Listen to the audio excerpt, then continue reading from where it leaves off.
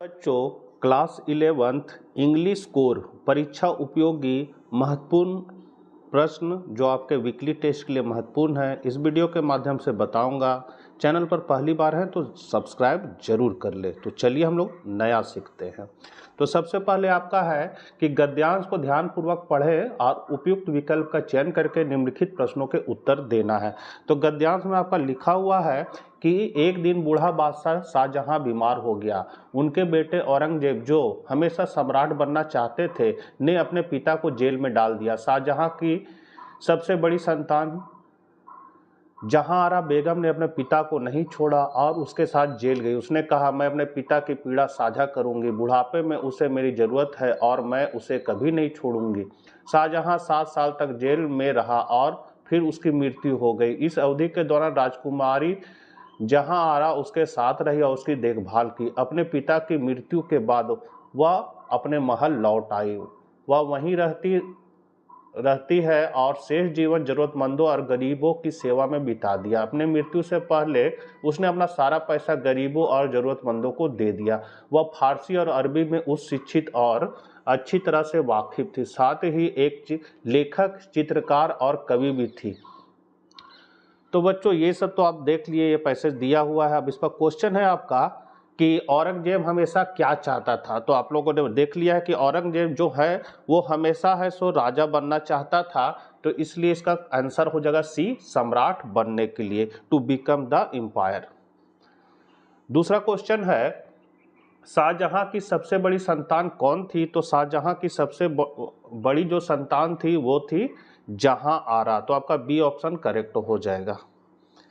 तीसरा क्वेश्चन है आपका, जहांआरा के लिए कौन सा सही नहीं है। मतलब इसमें जो कथन कहा गया कौन सही नहीं। तो पहला कहता है ए, वह उस शिक्षित थी और अरबी और फारसी की अच्छी तरह से वाकिफ थी। तो ये सही बात है। बी कहता है वह एक कवि और लेखिका थी। ठीक है। वह एक चित्रकार थी। ये भी सही है। वह एक अच्छी गायिका थी। तो ये आपका गलत है बच्चों, ये जहांआरा के लिए नहीं है। तो तीसरा का डी हो जाएगा। चौथा नंबर है आपका, औरंगजेब ने जहांआरा को कौन सी उपाधि दी थी। तो उसको जो उपाधि दिया गया था वो दिया गया था साहिबते उच्च जमानी का। तो यहाँ पर चौथा का ए हो जाएगा। पांचवा नंबर है, उस शब्द को उस गद्यांश से उठाइए जिसका अर्थ है मृत्यु के बाद। तो मृत्यु के बाद शब्द होता है, डी ऑप्शन आपका करेक्ट हो जाएगा, मरणों उपरांत इसका हिंदी होता है। फिर है, एक कविता के लिए दिए गए श्लोक को पढ़िए और निम्नलिखित प्रश्नों के उत्तर दीजिए। तो ये जो है आपका फादर और सन से लिया गया है बच्चों। तो इसको आप लोगों ने देख लिया है। छठा क्वेश्चन आपका कहता है, उस कविता का नाम बताइए जिससे दिया गया छंद लिया गया। मतलब ये जो छंद दिया गया है वो कहाँ से लिया गया, कौन चैप्टर से लिया गया है। तो ये लिया गया आपका फादर टू सन से। अगला क्वेश्चन है, ये पंक्तियां किसने लिखी है। तो यह पंक्तियां जो है एलिजाबेथ जैक्सन ने लिखी है। तो यहाँ पर आपका सातवां का एलिजाबेथ जैक्सन हो जाएगा।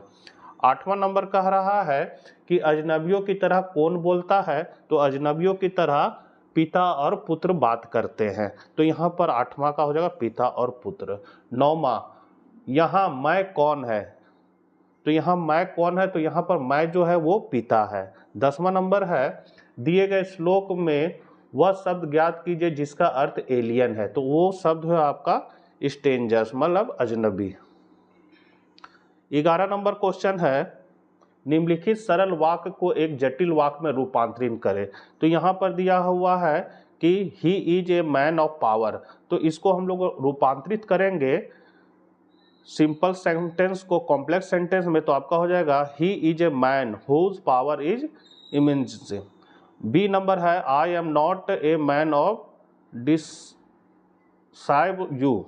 तो यहाँ पर आपका जो होगा करेक्ट, आपका जो सही सुधार के लिखिए तो I am not a man who would deceive you हो जाएगा। 12 नंबर कहता है, change into the indirect speech. Indirect speech में आपको चेंज करना है। तो आप देख सकते हैं यहाँ मैंने चेंज कर दिया है, he ask is Raju your brother. तो इसका हो जाएगा, he ask if Raju was my brother. B है, he said my God bless you. तो हो जाएगा, he prayed that God might bless मी।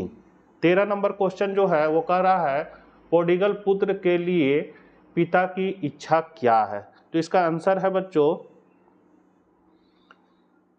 पिता चाहता है कि उसका उड़ाव पुत्र घर वापस लौट आए, मतलब जो भाग गया है वो घर वापस लौट आए। वह अपने बेटे का साथ एक मजबूत रिश्ता बनाने के लिए किए गए सभी प्रयास करना चाहता, मतलब अपने बेटे के साथ एक रिश्ता बनाना चाहता है, इसके लिए वो प्रयास कर रहे हैं।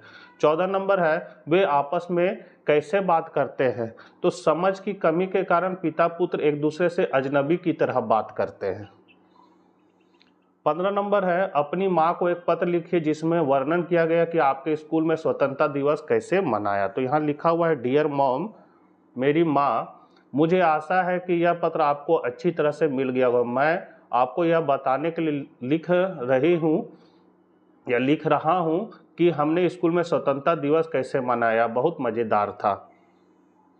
हमने दिन की शुरुआत ध्वजारोहण समारोह के साथ की। सभी ने अपने सर्वश्रेष्ठ पारंपरिक परिधान पहने हुए थे। स्कूल बैंड ने देशभक्ति के गीत बजाए और हम सभी ने मिलकर राष्ट्रीय गान गाया। यह बहुत गर्व का क्षण था। फिर है, समारोह के बाद हमने एक सांस्कृतिक कार्यक्रम किया। हमारे देश के स्वतंत्रता सेनानी के बारे में नृत्य प्रदर्शन, स्किट और गाने थे। मैंने महात्मा गांधी के रूप में एक फैंसी ड्रेस प्रतियोगिता में भी भाग लिया। हमने स्वादिष्ट भारतीय भोजन के साथ एक विशेष दोपहर का भोजन भी किया। यह हमारे देश की स्वतंत्रता का जश्न मनाने और इसके इतिहास के बारे में जानने के लिए एक महान दिन था। मुझे तुम्हारी बहुत याद आती है माँ। मैं आपको व्यक्तिगत रूप से इसके बारे में और बताने के लिए इंतजार नहीं कर सकता। प्यार, आप अपना नाम लिख देना। उसके बाद है कि आप Amit, Anita head boy head girl हैं। ईयर स्कूल का है, आपका स्कूल एक खेल दिवस का आयोजन करने जा रहा है। घटना से संबंधित अपनी स्कूल के नोटिस बोर्ड पर एक नोटिस लिखें। तो यहाँ लिखना है, नोटिस, एनुअल स्पोर्ट्स डे, दौड़ और चमक के लिए तैयार हो जाओ। प्रिय छात्रों, हमारे वार्षिक खेल दिवस पर अपने एथलेटिक्स कौशल और खेल कौशल का प्रदर्शन के लिए तैयार हो जाइए। यहाँ पर फिर आपको डेट दे देना है, समय देना है कब है, और स्थान को दे देना है। उसके बाद है, रोमांचक घटनाओं की अधिकता आपका इंतजार करिए, जिसमें शामिल है track and field event, relay दौड़ है, थ्रो इवेंट्स है, मज़ेदार खेल है। सभी छात्रों को अपने साथी सहपाठियों के लिए भाग लेने और खुश होने के लिए प्रोत्साहित किया जाता है। रजिस्ट्रेशन करना है, पंजीकरण करवाना है। तो इच्छुक छात्र इतना तारीख तक अपने संबंधित कक्षा शिक्षकों के साथ पंजीकरण कर सकते हैं। आइए इस खेल दिवस को एक यादगार घटना बनाने के साथ आए। अपना भवदीय लिख देना, अपना नाम, हेड बॉय हेड गर्ल और स्कूल का नाम लिख देना है। तो ये था आपका इंग्लिश कोर क्लास 11।